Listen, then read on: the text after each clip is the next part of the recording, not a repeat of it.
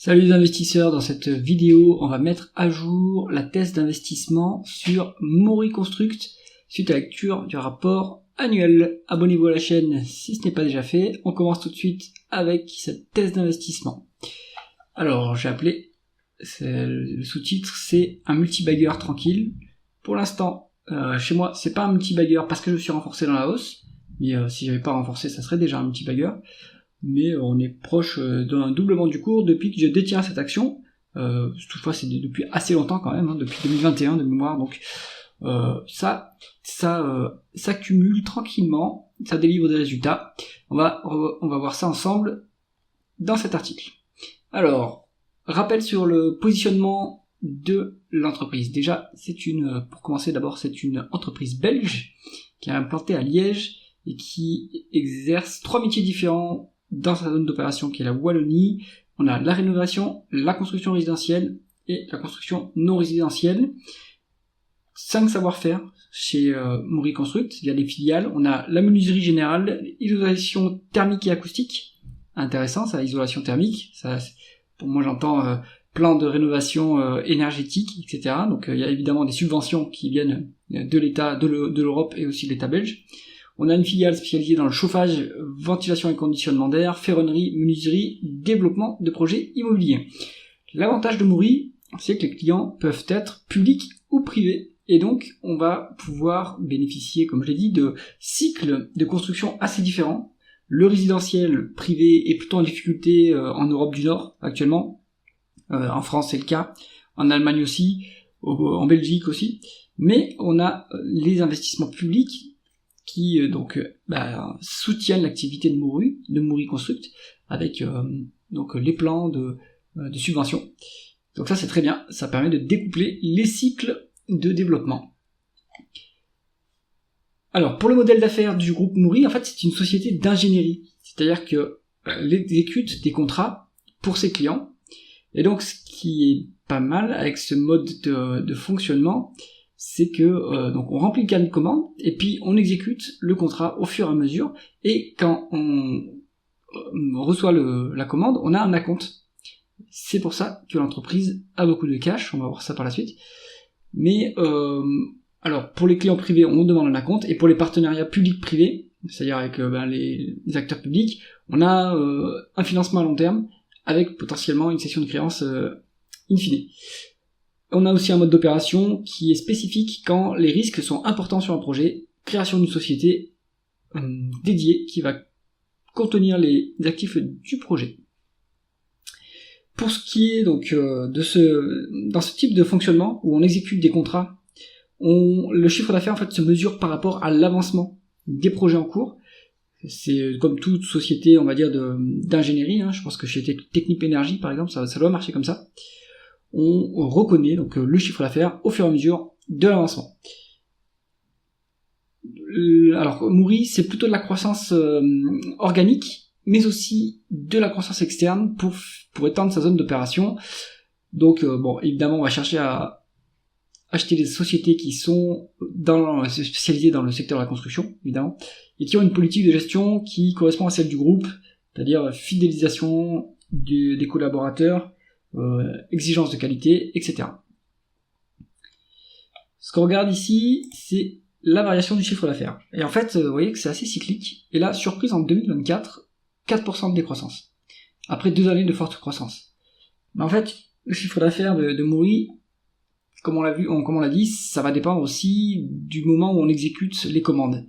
Et ce qu'il faut savoir, c'est que sur fin 2024, on a eu des projets, de nombreux chantiers en fait qui se sont lancés en fin d'année, et donc ça va décaler la reconnaissance du chiffre d'affaires. C'est pas un problème, Vous voyez par exemple en 2016, on a eu le même effet, 8% de décroissance, derrière on fait 20%. En 2018 également, on a fait au moins 1% de décroissance, 2019-2020, forte croissance. Donc là, il faut s'attendre à ce que sur 2025, on ait une croissance qui rattrape cette décroissance. Et on verra ça à mon avis, dès les résultats semestriels. Important pour évaluer l'évolution de l'activité et anticiper l'évolution du chiffre d'affaires, il y a 2 critères. Le niveau de carnet de commande et le délai moyen d'exécution du contrat. Alors pour des moyens d'exécution des contrats, on n'a pas l'information dans le rapport annuel, ou en tout cas j'ai pas trouvé l'information. Mais ce qu'on peut trouver, c'est le ratio book to bill, c'est le taux en fait le nombre d'années de chiffre d'affaires en carnet de commande. On est quasiment à 2 années de chiffre d'affaires en carnet de commande chez Mori Construct, augmentation de 8% par rapport aux années précédentes. Bon, en fait ils engrangent plus de commandes qu'ils n'arrivent à en exécuter, donc c'est très bien. Ils ont un problème de riche. Après, au bout d'un moment, s'ils n'arrivent pas à exécuter, qu'est-ce qui se passe? Est-ce qu'ils vont avoir des pénalités de retard, etc. Je pense que ça peut être le cas, donc il faut anticiper ça. Et donc il faut potentiellement qu'ils augmentent leur capacité d'exécution. Ça c'est à voir. Je sais pas s'ils vont avoir un seuil au-delà duquel ils commencer à réfléchir à peut-être augmenter la taille des équipes, trouver des moyens de en fait délivrer plus rapidement les contrats. Bon, en tout cas, ce qui est bien, c'est que on va avoir un niveau d'activité qui va être très solide sur les années futures. La stratégie du groupe, alors pour moi, je la pense plutôt comme une stratégie type service. Ça peut être, c'est une vision, hein, ça peut être tout autre, mais ce que je me dis, c'est qu'on fait, en fait, on a un savoir-faire qu'on met au service de clients localement, et donc on va essayer d'étendre la zone d'opération pour capter de plus en plus de commandes avec un maillage territorial. Donc dans ce type de stratégie, il faut, via de la croissance organique, développer des zones d'activité dans les régions géographiques que l'on souhaite conquérir, mais on peut aussi faire des acquisitions pour aller mailler plus le territoire. Donc ces acquisitions, on peut les faire aussi via la bonne rentabilité du groupe qu'on va voir ensuite, qui lui permet de générer beaucoup de trésorerie. Et après cette trésorerie, on peut aussi éventuellement la rendre aux actionnaires ou la placer, et on va voir qu'ils sont assez bons en placement de trésorerie. En effet, donc, d'après le rapport annuel, le groupe peut placer environ 25% de sa trésorerie en bourse, et donc après le reste sur des obligations, des placements de trésorerie.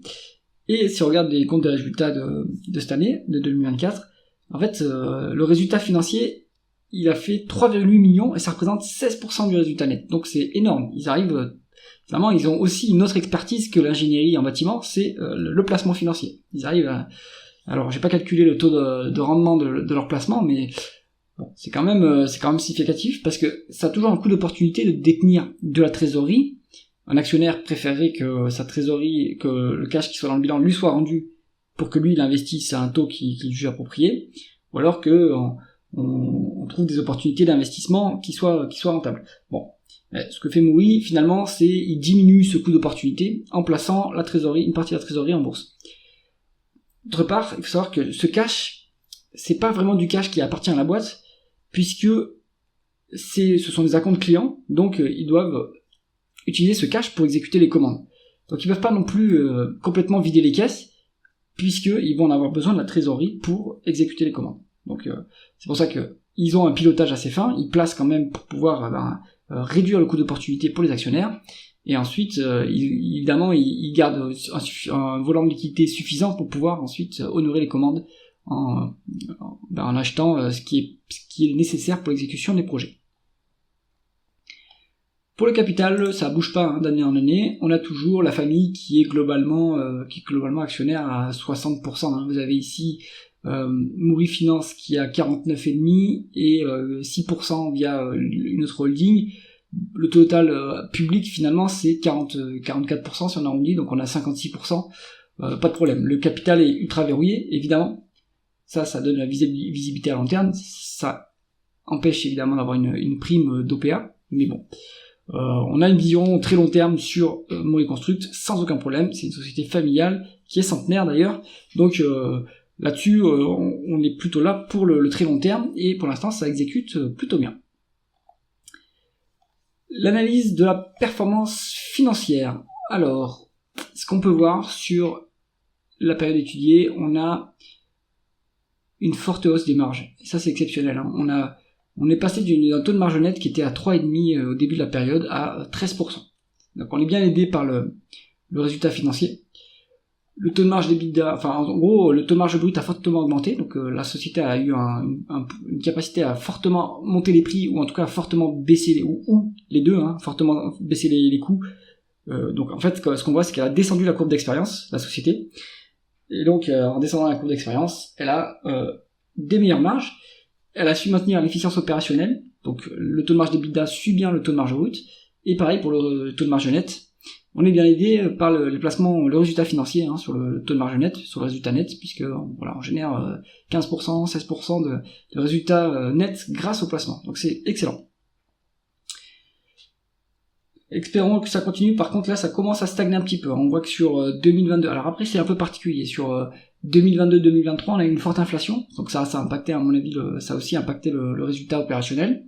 Voyons si l'entreprise réussit à réaugmenter son taux de marge brut, et si finalement elle subit moins les effets de l'inflation sur le taux de marge d'EBITDA. Donc pour l'instant, ce qu'on voit en tout cas, c'est ce qu'on aime voir sur les boîtes, c'est qu'elles augmentent fortement leur marge. Ça c'est très bien. C'est signe d'une entreprise de qualité. Les free cash flow versus les bénéfices nets, là je vous ai mis la donnée de Coifin, l'agrégateur que j'utilise. On n'a pas le tableau de flux de trésorerie, enfin ils n'ont pas la donnée disponible de free cash flow pour pouvoir comparer les deux, mais si vous regardez dans le rapport annuel, on voit qu'il y a un léger décalage sur 2024. On a eu 9 millions de flux de trésorerie en moins par rapport aux bénéfices nets. Bon, au global, normalement, ils arrivent quand même bien, vu qu'ils sont à BFR négatif, c'est facile de piloter la trésorerie normalement. Et donc ils arrivent à avoir une équivalence entre les bénéfices nets et les flux de trésorerie. Bon, après si on veut être conservateur, on pourrait utiliser les free cash flow pour valoriser l'entreprise, ou les bénéfices nets, le ratio court-bénéfice. Bon, peu importe. Je pense que c'est plutôt assez équivalent pour l'entreprise. Pour en termes de rentabilité, le management fait le travail pour nous pour les calculs dans le rapport annuel. Il nous donne une rentabilité, un rendement des fonds propres en fait, qui est autour de 20%. C'est excellent quand même. C'est excellent puisque on atteint ce niveau de rentabilité sans endettement. Un rendement des fonds propres, ça peut être biaisé par l'utilisation de dettes, mais en fait on est sur un rendement des fonds propres net de dette à 20%, ce qui est excellent, ce qui permet d'autofinancer la croissance. On a vu que la croissance, ça dépend des années, mais bon, elle est quand même, c'est pas une croissance exceptionnelle. En fait, il faut lisser l'effet des cycles, mais on est plutôt sur une médiane de 10%. Donc, en fait, vous générez 20 avec le rendement des fonds propres, vous n'avez même pas besoin de réinvestir la moitié de ce que vous générez. Donc, après, le reste, vous pouvez le rendre aux actionnaires.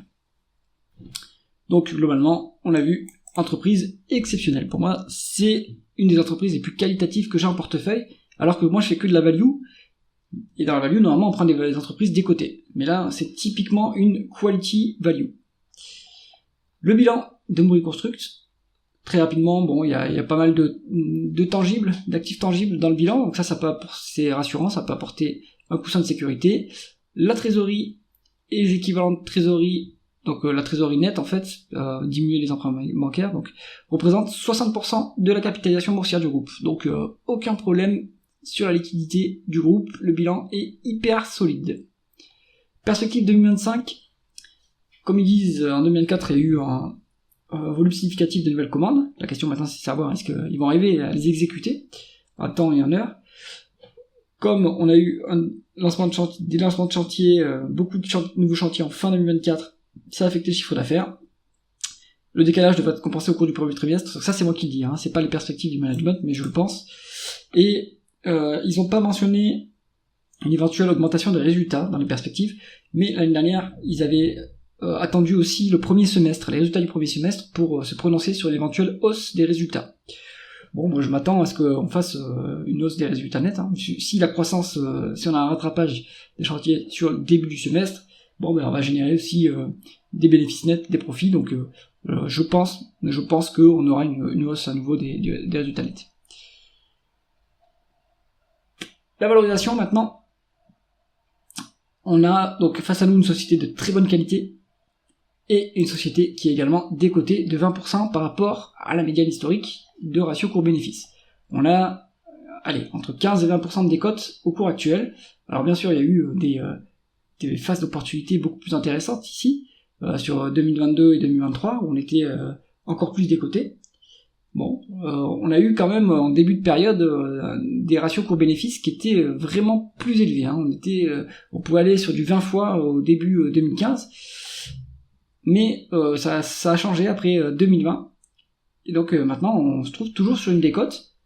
Donc voilà, ça apporte une marge de sécurité en tant qu'actionnaire à ce niveau-là. Le rendement de l'actionnaire, justement, on est sur un rendement d'actionnaire qui est calculé à 1,7%. On n'a pas la donnée définitive ici, il nous manque les données. Bon, le rapport annuel nous dit qu'on va verser 12%, 12 euros par action, et un dividende spécial de 5 euros qui sera potentiellement reconduit en 2026 et 2027. Donc, avec ces dividendes, on serait sur un rendement brut à 3,4% au cours actuel, donc 498 euros, ce qui est intéressant. Mais bon, l'État belge nous récupère 35% de retenue à la source, donc ça fait un peu mal, ça nous donne un rendement net à 2,4% au cours actuel.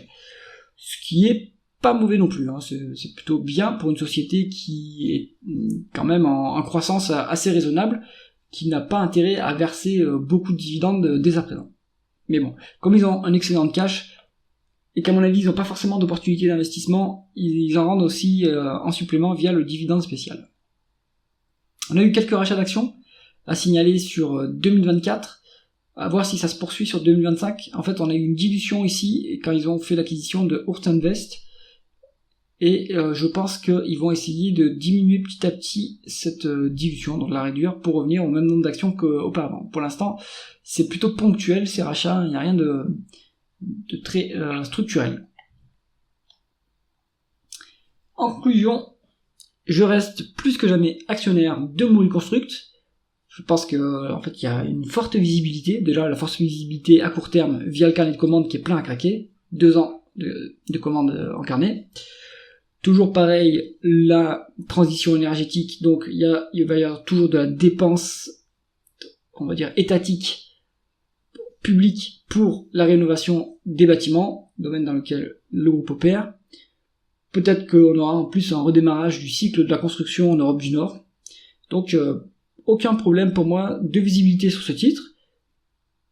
En plus, on est rassuré via la marge de sécurité sur la valorisation du groupe avec une décote de 20%.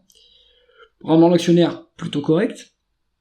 Et 60% de liquidité, 60% de la capitalisation boursière en trésorerie. Donc vous avez un coussin de sécurité énorme. On pourrait penser que ça se paye très cher. En fait, non. Comme ça reste une micro-cap, on va dire, 200 millions d'euros de market cap, il y a peu de fonds qui viennent dessus. Et même, je pense que même si la capitalisation montait, la faible liquidité du titre empêche les fonds de rentrer sur cette boîte. Donc c'est typiquement un dossier quality value pour un actionnaire individuel de très long terme. Et je pense qu'on ne sera pas déçu et que ça surperformera le marché en général de tenir du Mori Construct.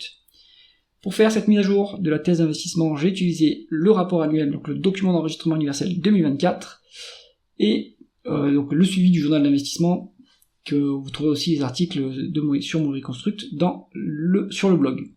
Comme d'habitude, ce n'est pas un conseil d'investissement, faites vos propres recherches si ce dossier vous intéresse, et si cette vidéo vous a plu, mettez un pouce vers le haut et pensez à vous abonner à la chaîne. À bientôt.